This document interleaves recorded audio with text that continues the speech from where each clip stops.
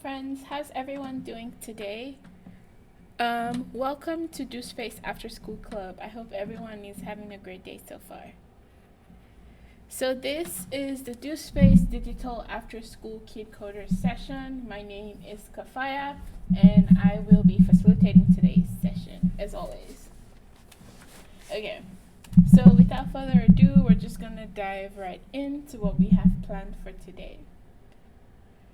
So last week we explored making music with code. It's very exciting to see how general things that we enjoy in life like music and art can definitely be achieved in programming by just moving a few things around and just letting your imagination take control. Okay.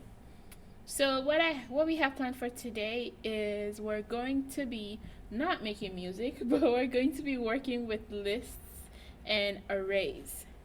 So yeah, we're going to of course watch a video just to introduce us to what exactly lists and arrays are in programming. I don't know if any of you guys have heard of them before, but I'm sure everyone is familiar with what a list is, like a shopping list, a Christmas list that you maybe have for the gifts that you want. Yeah, those kind of things. We also have lists in programming. So without further ado, we're just going to dive right in and get started, just so that we have enough time to get through all that we have planned for today.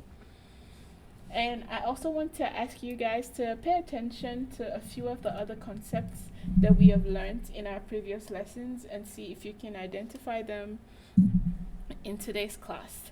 So there's a lot of videos for us to watch today, but we're going to start with the first one that's introductory, and everyone can go on to watching the other ones at your free time. Just take a chill, just relax and watch the video whenever it's convenient for you. So of course we're going to get started with this first video that says, what are lists? Does anybody know? Okay.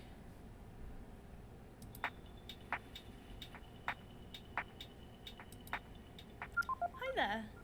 So in this video we're going to be looking at lists. Lists in code are just like lists you come across in everyday life, like a to-do list or a shopping list. Okay, I'll admit, shopping lists aren't the most exciting thing ever, but they are very useful for remembering what you need to buy in the supermarket. And lists in code are also used for remembering lots of different things for you. Now, we've actually looked at how you can use code to remember something for you before. So let's go back a little bit and have a little think about variables. Now, remember how a variable is kind of like a box that stores a bit of information inside of it, like a number or a word or a colour.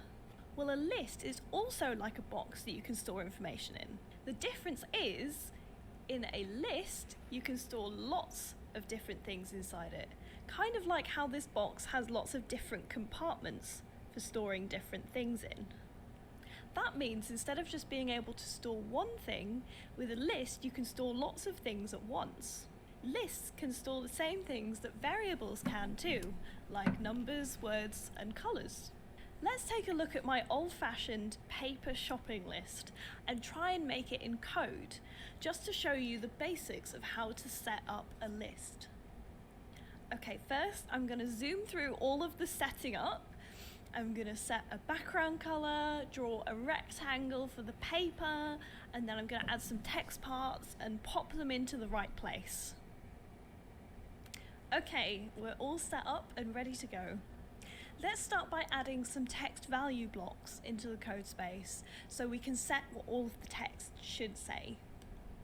So I'm going to go into the first text drawer. That's the very top one. And I'm going to drag in the text value.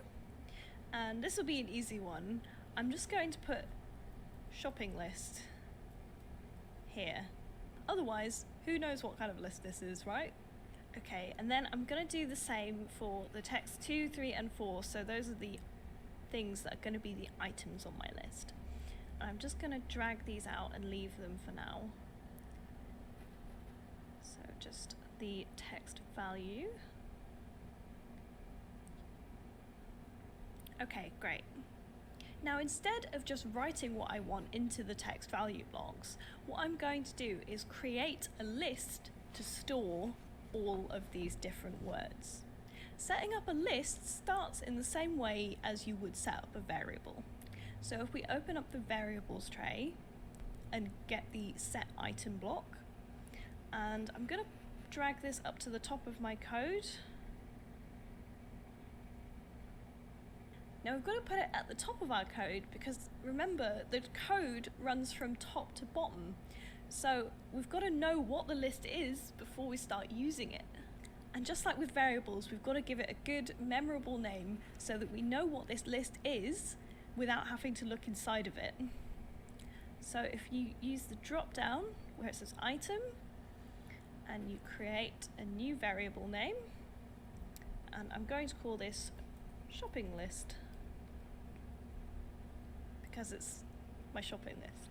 Okay, now it's finally time to open up the lists tray. So let's go and open it up. Now what we want to do is create a list. So we've got the create list block. So let's drag that out. And you can attach that to the variable block.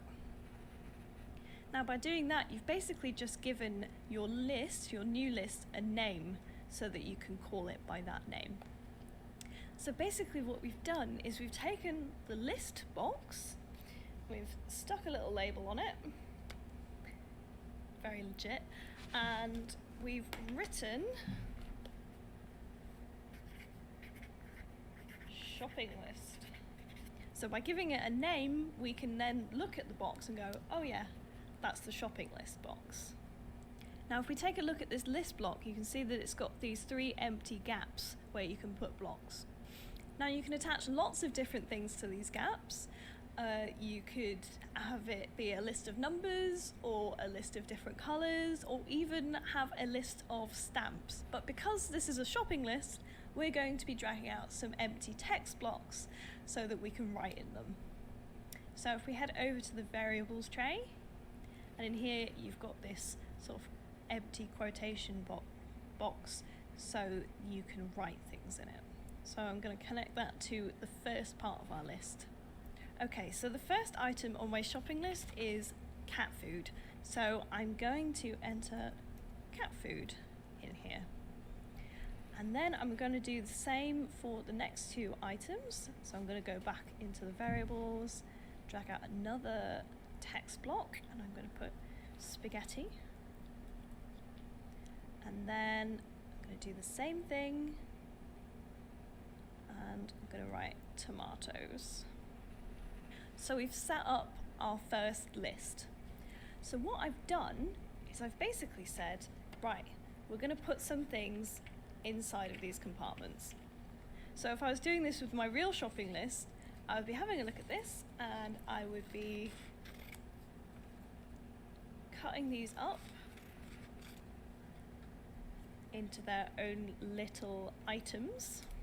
So the first one we've got is cat food. So we've opened up our list and we've put cat food into the first space in here. And then we've got spaghetti. I'm going to fold that up and put that in here. And then we've got tomatoes, and we're folding that up and putting it in the third gap. So that's what my shopping list looks like now. Okay, let's go back to the code. What I want to do now is set each of the text values so that they show a different item from our list. So let's open up the list tray. Now there's a special block in the list tray that lets you access what has been stored in a list that you've made. And that is this very bottom one here is the one we're going to use. So I'm going to drag out in list get. And I'm going to pop that in text2 value. So that's that first one there that's just disappeared because it's got an empty block. So if you read that block, it doesn't really seem to make much sense. It kind of looks like an incomplete sentence. That's because we've got to fill in these 2 gaps. So the first thing we have to do is tell this block which list we're looking at. In list blank. So that's where we put the name of the list we're going to be looking inside of. So if we go into the variables tray, so this is just like when you're trying to access a variable block that you've made earlier. So let's go down and grab this bottom one, put it in there, and then we're going to use the drop down and change that to shopping list. So we've told the code that we're going to be picking something from the list that is named shopping list. Next, there's this thing that says get.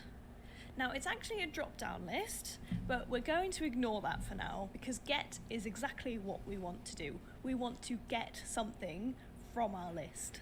And then we've got this hashtag and another gap. The hashtag means that it's looking for a number. So what we've got to do is grab a number block from the variables tray and drag that in here. So our list is 3 items long. There's cat food is number 1, spaghetti is number 2, tomatoes is number 3. So at the moment it's 0. We don't have a 0 on our list. Our list starts at number 1. So if I change that to 1, we've got cat food. And if we change it to 2, we get spaghetti, because that's the second thing on the list. And 3, of course, we'll get tomatoes. So let's change that back to 1. And let's do the same thing for the other 2 blocks. So if we open up the list tray again and get the in list get, head back to the variables to get our shopping list. And then we go back to the variables tray to get a number, because this one needs a number as well. So if that one's 1, we want this to be 2. And one more time. Get the bottom one, open up variables, go to the shopping list, grab another number, and that's going to be 3. Now the beauty of lists is that they're super easy to organize and reorganize and move things around. So say if I wanted to order my shopping list so that it was in the right order for when I was actually going shopping. So tomatoes would be at the front of the store, right? So what if I swapped cat food and tomatoes around in my list? So now it's in an order, so when I get to the supermarket, I make sure that I've got things in the right order. Or I could do something a little bit weird and change all of these numbers to 2, which will show the second item on my list. So maybe I just want loads and loads of spaghetti. Maybe I'm having a party, or just a regular Saturday night. Okay, spaghetti aside, let's go back to this little hashtag. Now, this is a drop-down list, which is something I didn't say before. If I hit this drop-down, there are a bunch of different options we can use. So you can select what you want from the list in a few different ways. So first, it's pretty self-explanatory. It picks the first thing from the list. Same goes for the last. It'll pick whatever's last in the list. But what I really like here is the random option. So if I change all of these to random,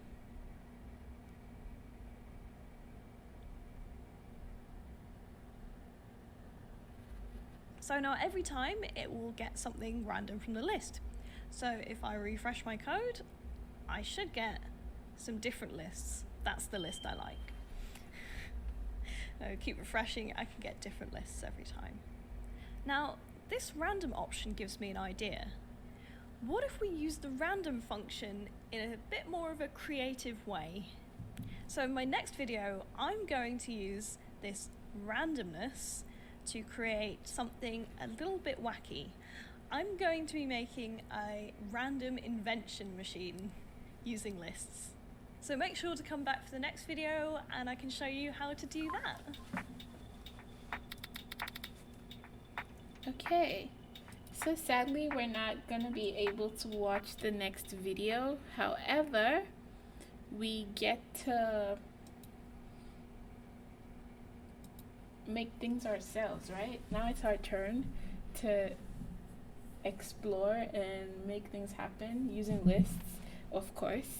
So this is the second video. If you do have an account, you can go on there and watch the video and see if you can create what she made in the video. But for the purpose of this class and for the fact that we have limited time together, we're just gonna go right on to the first activity for the day, which is the Magic 8-Ball challenge. Okay, has anyone here ever like explored or played with a Magic 8-Ball? Do you guys own a Magic 8-Ball? Okay, so let's just, I've never exactly seen one in real life, but in my years, the little experience that I have with programming, I've kind of explored how to write code that makes a Magic 8-Ball that does the same functionalities as a Magic 8-Ball. Okay, I'm talking too much. So for this activity, for this challenge, we're going to use lists to make the Magic 8-Ball that answers your questions. Okay, let's see. So to get started, we're going to change our background color. We should be very, very familiar with this. And I'm going to choose blue for my background color. Let me see if I can find yeah, that works. So use a sticker to make the 8-Ball. Add a sticker part using the Add Parts button. So I'm going to add a sticker. And inside of my sticker tray, I'm going to go select this block and then change that to a Magic 8-Ball. Awesome. The next thing to do is to make our 8-Ball bigger. So I'm going to go into the sticker tray and look for the block that helped me scale up my size. So I'm going to change this from 100 to 200. Nice. So it's very bold and like the center of my page. So the next thing to do is to add a text part because of the nature of this game. So now I'm going to go into my text tray and I'm going to select the block that helps me increase the size of my text. I'm going to change this from 100 to 400. Next, I'm going back into my text tray and I'm going to select the text color block and change this to yellow, or let's do orange. Yes. Okay. So now the next thing to do is to hide my text, and for that we're going to use the opacity block. So right here I'm going to change this to 0 because I don't want you to see it until I need to see it. So now we're going to make a list of all the answers that we would get every time we shake our 8-Ball. So I'm going into my variables tray, and the first thing to do is to set the name, is to set my variable, and which the name of the variable is going to be answer. And then now I'm going to create a list of the items that go into that into the answer variable, and we're going to increase the number of lists, the number in our list, we're going to increase it to 5. Next, we're going to go into our variables tray and select the empty variable block, and right here I'm going to change this to yes, which is one of the many clever answers that you get from the 8-Ball. Why do I keep saying block? Okay, and now I'm going to go ahead and repeat the steps until I have a value for every number, everything on my list. So now the next answer is going to be no way.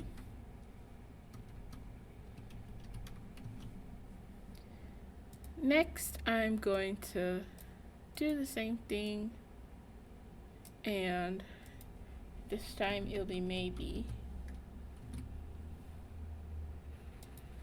Next, I'm going to do the same step, but the value this time would be unfortunately.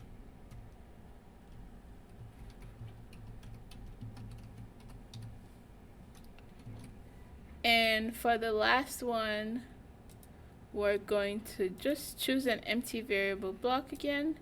And now I'm going to write ask me later. Ask again later. While I do this, can you guys think of creative questions that you want us to ask our 8-ball? Just so that we know and we are prepared with our questions before we get it working. Okay, so the next thing to do is we're going to use our mouse to make our 8-ball shake. And to do that, we're going to add a mouse part. And I'm going to go into my mouse tray and select the mouse on move block. And now I'm going back into my sticker tray and I'm going to choose what position. So now my X position is going to be wherever my mouse is on the X axis, and my Y position is going to be wherever my Y is on the Y position. My mouse is on the Y position.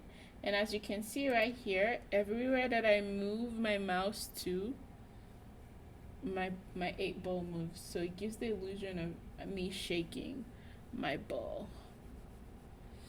Okay. That looks cool, so we're going to move on. So now we're going to make the sticker rotate. We're making our 8-ball rotate next. So now I'm going to go into my sticker tray and I'm going to select the sticker turn rotation block, and I want so I'm going to go into my math tray and select a random value to decide what direction I want my sticker to turn to.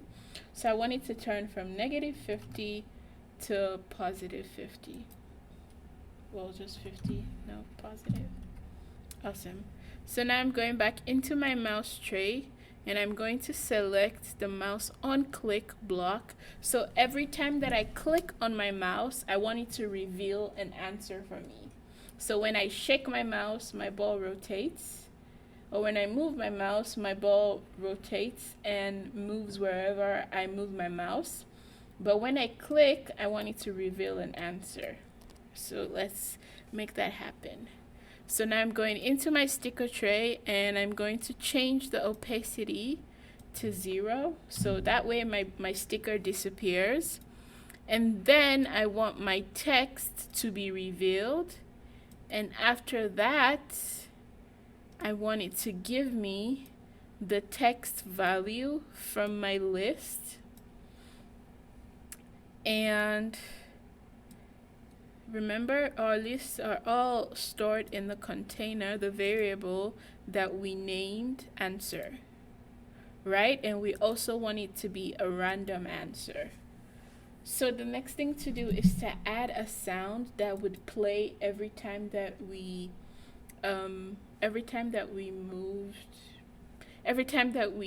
clicked on our 8-ball. So we want it to play the sound of the bell. Awesome. So now we're going to make the 8-ball reappear when we release the mouse. Okay, so I'm going into my mouse and then mouse on release. I want it to show me my text. So my text is going to disappear, but my sticker is going to show 100%. Okay, so let's test this out now. So right here, I'm moving my 8-ball, I'm shaking my 8-ball, and when I click, it gives me an answer. So do you guys have any questions you want us to experiment with? If there's anything you're having a hard time deciding, let's use the 8-ball right now to find an answer to your question. So is it gonna snow tomorrow? No way. Okay, it's my favorite color, blue. No way. Okay, what else can I ask? What's my no, it has to be a yes or no answer. But yeah, So every time that you click, you get a different answer, a random value for your answer. So no way, ask me again later. Unfortunately, yes. Ask me again later. Unfortunately, ask me again later. No way. Unfortunately, yes. Awesome. So are we good to move on to the next challenge? Yes. Yay. Okay. So now we're moving on to our next challenge. And our next challenge, we're going to be making a street with a little pet right here in the middle of the street. So let's start. For this challenge, we're going to be using code to make a street with houses that change color when we click. Okay? So to start with, we're going to set our background color with our sky, which I'm going to go into my draw tray and select the background color of sky blue. Awesome. Next, you pick a fill color for some grass. Okay, so I'm going back into my draw tray. I'm selecting a fill color of green. Let me see, let me choose a deeper green. Okay. So now I'm going to go back into my draw tray and I'm going to choose the position that I want my grass to go. So I want my X position for my grass to be 0 and my Y position for my grass is going to be 320. Oops. 320. Awesome. So now I'm back to my draw tray and I'm going to draw a rectangle with a width of 800 and a height of 100. Okay. So next we're going to be drawing a road as we saw in the picture before we started. So now I'm going to choose a fill color and then change that to gray to match the illusion of the street. Next, I'm going to go into my draw tray and choose the position that I want my road to be. And my Y is going to be 80. So now I'm going into my draw tray to draw a rectangle with the width of 800 and a height of 200. Awesome. And as you can see, this is the sky.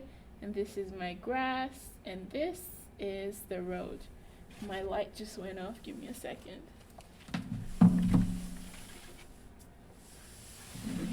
Okay, I'm back. Next, I'm going to go into my variable tray to set up my list. So the first thing to do is to declare a variable, which is the container that stores all your information. So I'm going to set my variable, but it's going to be named house color. And now I'm going to create a list inside of my house color variable. And now, remember how in the video she talked about how you can store different kinds of values on a list? So the list for this one is going to store, so the list for our last game, the 8-ball game, is stored words, while this one is going to store color. So I'm going to go right here and choose my first color, yellow. And now I'm going to choose my second color, which is blue.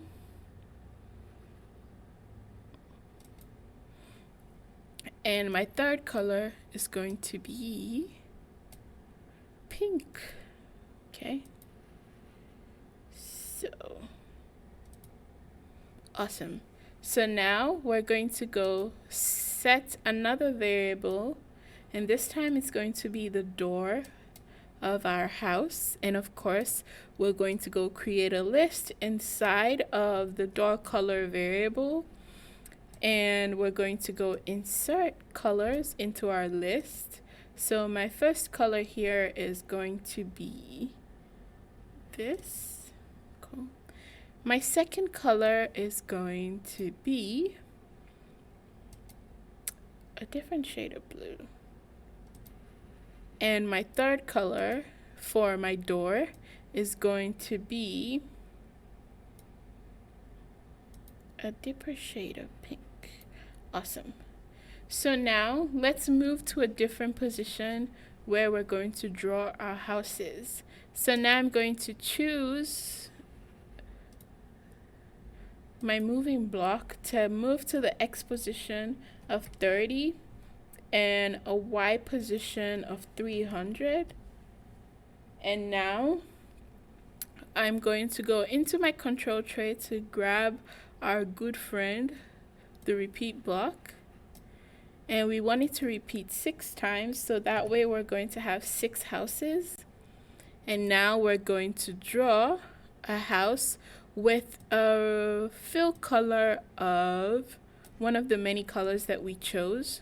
So inside of my variable tray, I'm going to go choose my house color block and change this to a random value, so every time it's a surprise. It's a different color for each house. So next, I'm going back into my draw tray and I'm going to draw a rectangle to serve as the body of my house with the width of 80 and a height of 60.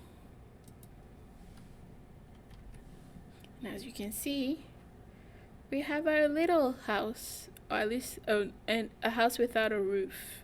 So now I'm going back into my draw tray and I'm going to draw my door with the color. So I'm going to go into my variables tray and select my variable block and change this to my door color. And of course, it's going to be a random value from my list, a random color from my list. So now I'm back to my draw tray to tell my door exactly where to go. So I'm using my moving block with my X position of 30 and my Y position of 30. Awesome. And now you can see I have my 1, 2, 3, 4, 5, 6 houses. And every time that I refresh, it gives me a different value for the houses. A different color. I keep saying value, but I mean color. Let me make that bigger so everyone can see. See? Every time that I hit refresh, the colors of my different houses changes. So let's go fix the door of our house. So now I'm going to go into my draw tray to draw my rectangle that's going to serve as my door. So my door is going to have a width of 20 and a height of 30. So now we're going to add a roof. For my roof, I'm going to, of course, the first thing to do is to choose a position for my roof. So my X position for my roof is going to be 10, and my Y position is going to be -50. Now we're going to go back into our draw tray, and for the roof, we're going to draw a triangle with, just because it has that cone shape that most roofs have. So my triangle with the width of 100 and the height of 50. But we need to give our triangle to draw.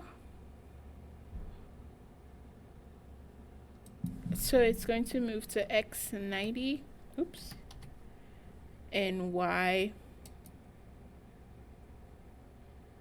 20. Okay.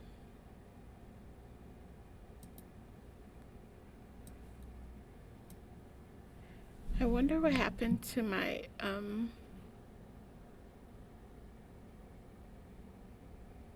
my triangle, and my house doesn't have a roof, nor does it have a door. Okay. Oh, I think we skipped a step. So I'm going to go in here to my list. I don't know what happened to the door color. And we're going to select colors for our door. Oops, what's happening?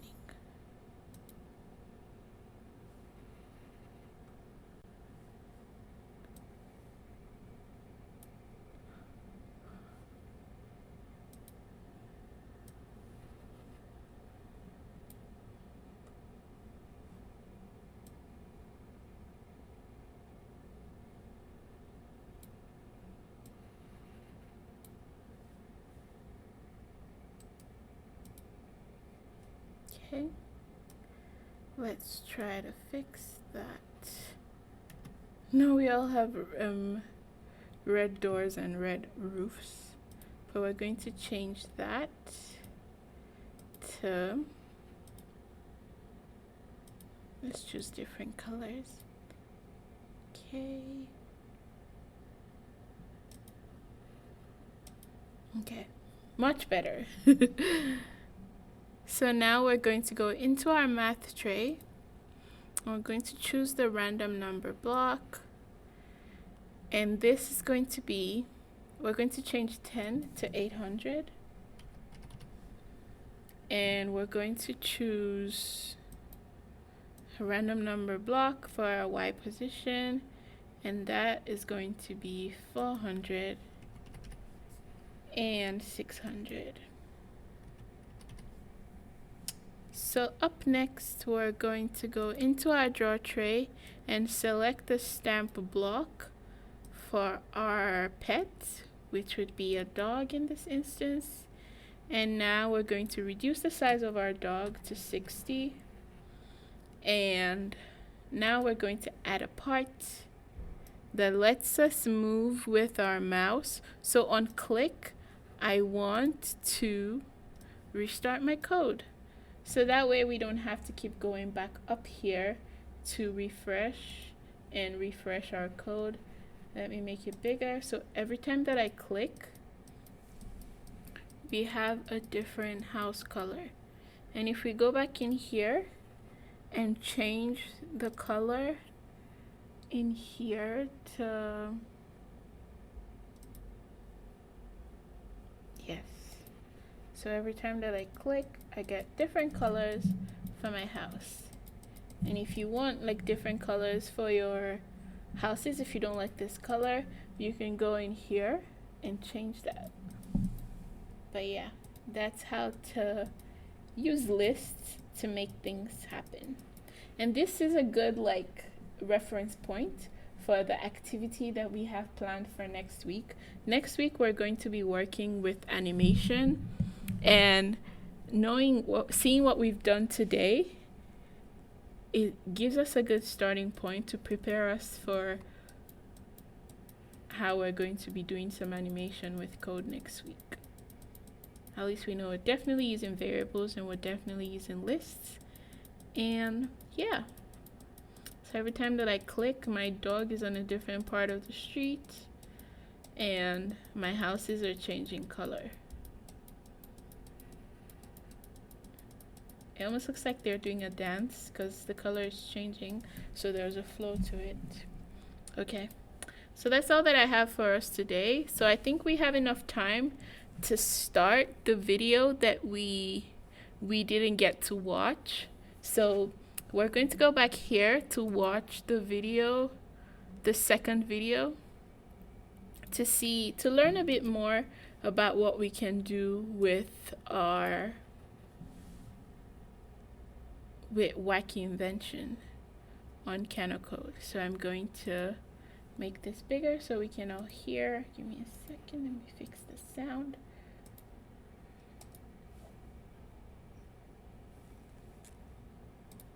So we'll just watch this for like a few more minutes till we say goodbye, but this is a good stopping point for today. If you guys have any questions, please feel free to send us an email. Send me an email at hello@dospace.org. And if you do go on to the Cano World website and you explore different challenges and you want to give me some feedback about that, I'll be more than happy to answer any questions that you have.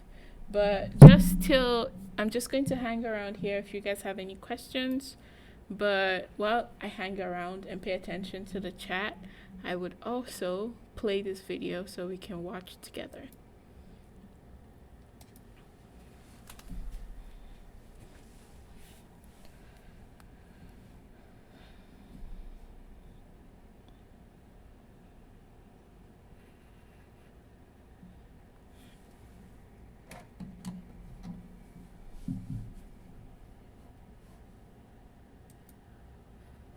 bigger. So what I'm looking to say in this text is, the first one, coming soon to a store near you, blank, especially for your blank, or something like that.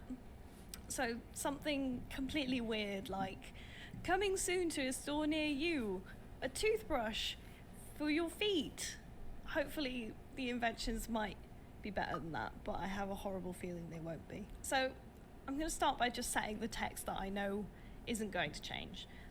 So first I'm going to grab that first text value and I'm going to put coming soon to a store near you.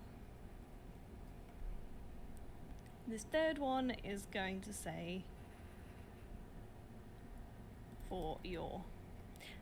This will make more sense in a moment. So it's time to make our list. Let's open up the variables tray and grab the set block, and I'm going to put that up here. And the first thing I want to make a list of is a list of things. Just a list of completely random things. So I'm going to open up the list tray so we can create our list and drag that out and connect it to our things. So now we've made a list called things, and I want to fill this list with different words. So let's go into the variables tray and grab this empty text, and let's think of a random object. I'm going to go for hats, and I'm just going to keep going. So hats, a car. Let's add another one. Lamps. Now, this isn't many things for my list. I want this list to be a little bit longer so that we've got more options going on. So what we can do is hit these three dots here, and here you can add or remove the number of items you want in your list. So I think I'm going to want about 5. I'm going to add 2 more. So let's add another variable with some text. I'm going to put cats. It's got to be cats. One more random thing. Okay, let's think. What can I put? Definitely not inspired by something I've just seen. Potted plants. Okay, so we've got a list of random objects. So let's grab a text to block, because this list is going to be used to set this text here. So let's open up text 2 and grab the value. And I need to get the inListGet block so I can get an item from this list. And then we're going to go into the variables tray so that we can tell the block what list we're going to get our item from. I'm going to select things list. And we want it to be totally random. So with this hashtag, I'm going to change it to random. So, coming soon to a store near you, potted plants for your text. So, we're going to need another list for this. So that brings us to a good stopping point for today. I hope you guys learned something and I hope you had fun. I will see you guys next week. Have a good day.